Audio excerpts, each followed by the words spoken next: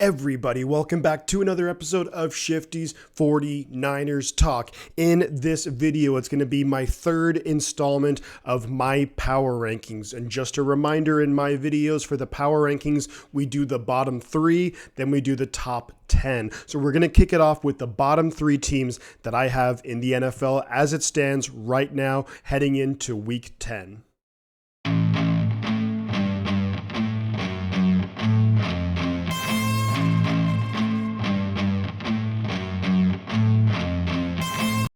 The third worst team that I have right now in the NFL is going to be the Carolina Panthers. They're 2-7 on the season. Overall, they're just really not performing well at all. We saw what happened against the Bengals. The Bengals at one point were up maybe 35-0, 42-0, absolutely destroyed them. Joe Mixon did whatever he wanted with the Panthers, and the Panthers eventually were able to put some points on the board after the game was well and truly over. Now, what I do like about the Panthers is just the week prior, they really put up a big fight against the Atlanta Falcons, and they do play the Atlanta Falcons this Thursday night. They're going to be at home, so if they can get a win here, really their season's basically over. But here's the thing, if they can build some momentum, maybe find some key pieces for the future, but I don't think they're the worst team in the NFL, at least not this moment. Coming in at 31st overall and the second worst team in the NFL is going to be the Pittsburgh Steelers. They're 2-6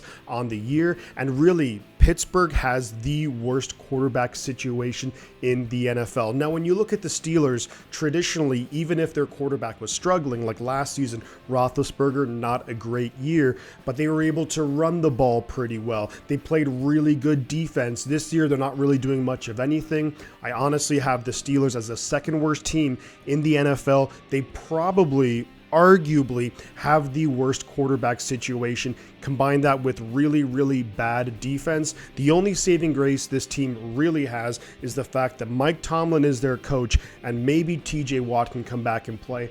Outside of that, this team has quickly become a total mess. And now let's move into the worst team in the NFL. Right now, I have it as the Houston Texans. They're 1-6-1 on the season, really struggled every single week in and out. They really just lack firepower. They lack star power. Now, I watched that game against the Eagles Thursday night. They're at home, short week. You think that might benefit them? Look, I'll give credit where it's due. Dameon Pierce, really good. But my one somewhat concern is the fact that Kenyon Green, first round pick, struggled, left the game with injury. The other top players too, Derek Stingley and Jalen Petrie, the cornerback and safety respectively, did not play that well. I saw a bunch of missed tackles there, so that's a concern. Hopefully they can turn it around, but to me, this is clearly a lost season for the Houston Texans. Who knows what's going to happen with Brandon Cooks? He's not happy. He might get cut, and the Texans are in a lot of trouble, but here's the thing. I believe that was kind of like the expectations really for the Houston Texans this year. They are in prime position to have the number one overall pick for next year's draft. They are the worst team in the NFL right now, in my opinion. And now let's move to my top 10 teams, and kicking it off here is going to be the Miami Dolphins, 6-3 on the year. They just had a win against the Chicago Bears in Chicago. They won 35-32. Look, when you talk about the Miami Dolphins, the offense is rolling really well. Tua is having a fantastic season.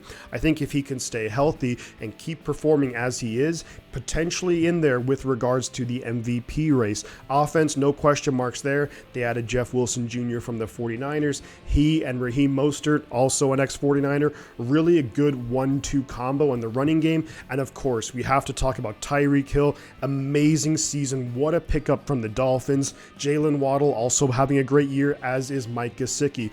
My some concerns when it comes to the Dolphins is going to be the defense. They gave up 32 points to Justin Fields and the Chicago Bears, and that's just not going to cut it. The defense is bottom 10 in points allowed. If they want to make a run, for the playoffs, they really do have to pick it up defensively. Maybe adding Bradley Chubb down the road and through the rest of the season should help out, because they really need to start forcing more turnovers, just getting stops, preventing the opposing offenses from putting up points.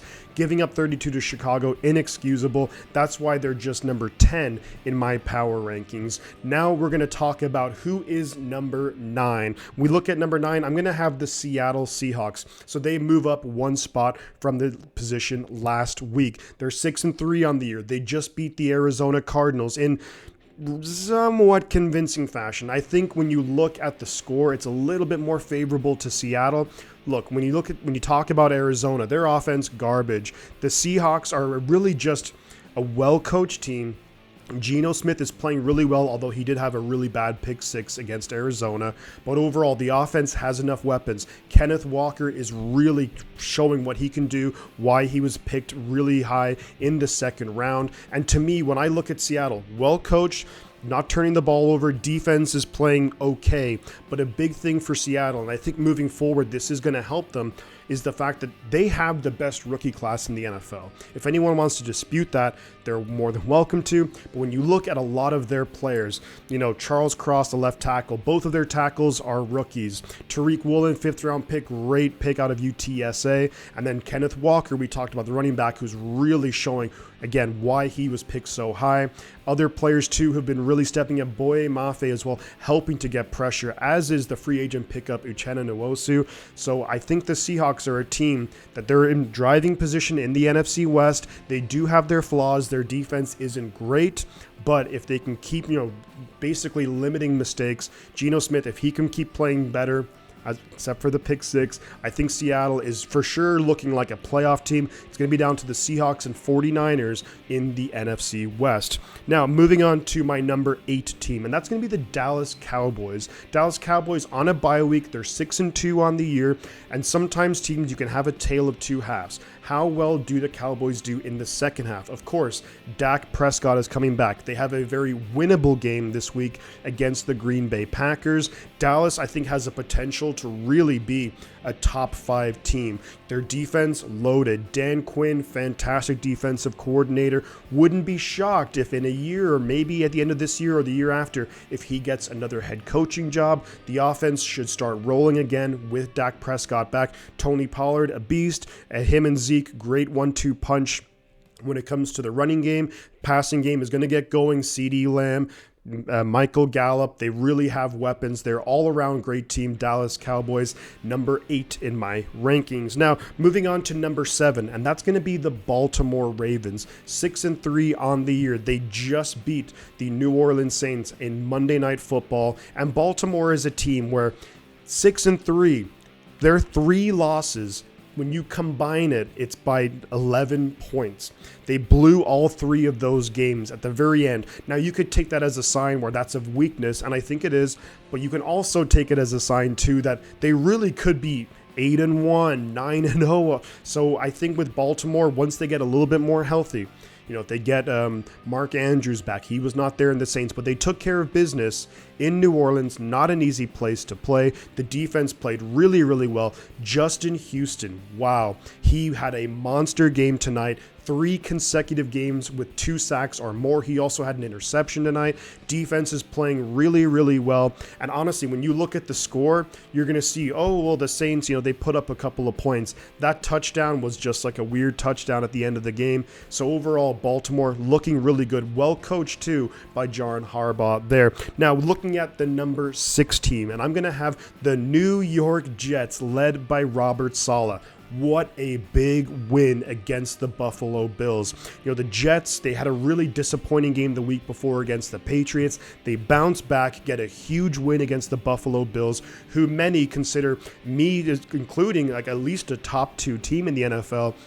Able to force Josh Allen to make some mistakes. The offense was able to get enough done. My one concern here with the Jets is the quarterback, Zach Wilson. You never know what kind of Zach you're going to get. He can make unbelievably great throws. He can also make the biggest boneheaded decisions you'll ever see, and that's going to be a big thing moving forward. Now, luckily for the Jets, they were able to establish the running game. Michael Carter, very nice game there. They added James Robinson, who had a touchdown against the Bills. They need that run game to be effective because although Zach Wilson was a number 2 overall pick, I don't think right now he's a guy that you can lean on to really just go and win you the game consistently. Can he do it? Sure.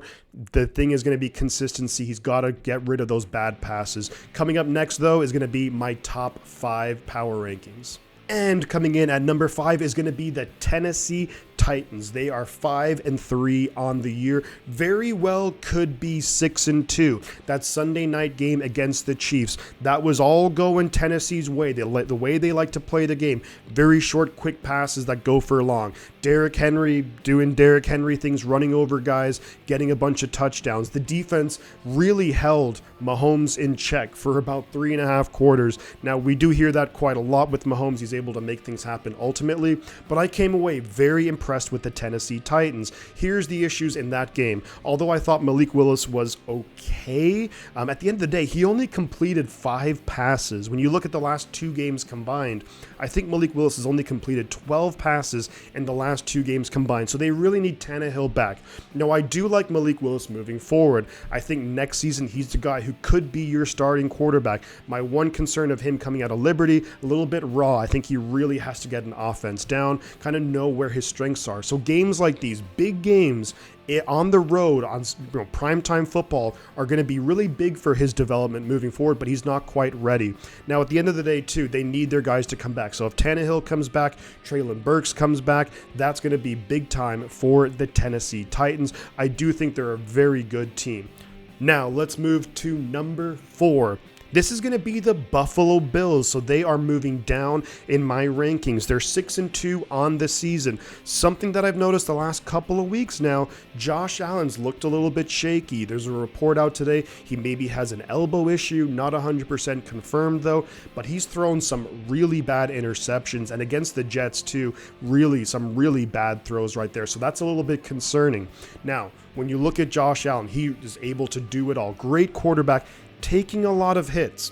Now that's fine in October, early November, but really maybe when you get to January, January or even February, if they can make it that far, that's going to be a concern too. So with Buffalo, still a fantastic team. They have the best point differential in the NFL, over 100, which is just positive, insane. But Buffalo moving down the rankings with a bad loss to division rivals, the New York Jets. Now we're going to move into the top 3, and I think this one is probably going to be the most controversial one. I have the Minnesota Vikings. So the Vikings are 7-1, and that's why they're up here. They just keep winning games. Now, for a lot of that game against the Commanders, it wasn't looking so good. It looked like the Commanders were going to come away with a win. Then Taylor Heineke throws a bad interception. Minnesota goes on to win the game. Now, to me, when I look at the Vikings, defense was able to force some turnovers. Offensively, now that you'll have Hawkinson, we have a little bit more time to be acclimated into the offense with Justin Jefferson, Adam Thielen, Dalvin Cook, a ton of weapons here. I think the Minnesota Vikings are a very, very good football team. But here's going to be a big, big game next Sunday. This coming Sunday, week 10, you have the Minnesota Vikings traveling to the Buffalo Bills. Whoever wins that, the Buffalo Bills right now, they're heavily favored to win that game. They're at home. They're a great team. But this is going to be a big, litmus test for the Minnesota Vikings. A lot of people will say, and I think with some degree of accuracy, is that they've had a relatively easy schedule, some easy wins. This is going to be a true test for Minnesota. Can they step up to the challenge? Moving into the number 2 spot and moving up 1 spot from last week are the Kansas City Chiefs. 6-2 on the year. They get a big win over Tennessee. Not in the best fashion, though. It took them a long time to get the offense going. Has Tennessee shown a way defensively to potentially slow down our limits somewhat? Kansas City. Now I say that, and next week I'm sure Kansas City will put up like 50 points or something, but you never know. My concern, though, with Kansas City is still the defense. I think their offense is probably good enough just to outscore other teams, but a number of weeks in a row now, Kansas City's defense has been just a little bit worrisome. Against the 49ers, they only gave up 23 points, but it easily could have been more. And then you look at the game against the Titans. Now, they defended the pass really well. Maybe that's just because Malik Willis is just not ready, but they really struggled against the run, giving up points, not ideal. I'm not super impressed with the Kansas City defense, although Chris Jones, wow, what a player. I think in my eyes, he's probably a top 5 defensive MVP, just throwing that out there. And that leaves only one team going to be number 1. That's going to be the Philadelphia Eagles, of course. Fly, Eagles, fly, as they say. They're 8-0. They just keep on winning. And here's the thing. They were able to win impressively against the Houston Texans. And now, look, I have Houston as the worst team in the NFL. So you're thinking, well, how impressive is that? Well, on the road, short week, never an easy thing to do. And then to win by double-digit points, take care of business. This is a team that I think is going to keep getting better as well. When they added Robert Quinn, he'll get used to the defense. The offense is absolutely rolling. When I look at the Eagles offense, man, they're just so impressive. Devontae Smith is just having a great year. A.J. Brown has been a game changer. Jalen Hurts playing really well. Dallas Goedert making plays. Miles Sanders. I mean, it's almost endless. Philadelphia, to me, they were number 1 in my rankings last week. They do nothing to prove otherwise. They're going to stay as the number 1 team in the NFL, and that's going to be my power rankings, everybody. So let me know what you think in the comments below. I'd love to hear your guys' thoughts. I'd love to hear your guys' own power rankings. Drop them in the comments. Really love checking it out. And I do also want to say a big shout out to everyone who stopped by the streams over the course of the weekend. Bunch of games. I streamed maybe 3 NFL games and about a half of the Tennessee-Georgia game. Whole lot of fun, a great turnout. So really thank you very much for all the support on the channel. But I'm going to leave it there, guys. Let me know your thoughts in the comments. And again, I'm going to say 2 things and you guys know what they are. The butt counts. I'm going to catch you guys on the flip side.